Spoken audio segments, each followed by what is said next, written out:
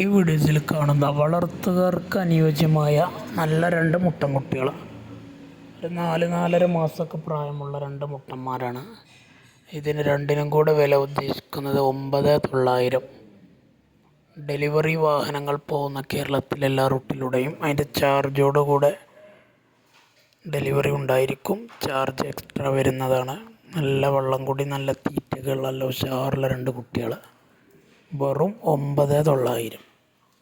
ആവശ്യക്കാരുണ്ടെങ്കിൽ ഇതിൽ കാണുന്ന നമ്പറിൽ വിളിക്കുക. സ്ഥലം മണ്ണാർക്കാടാണ്.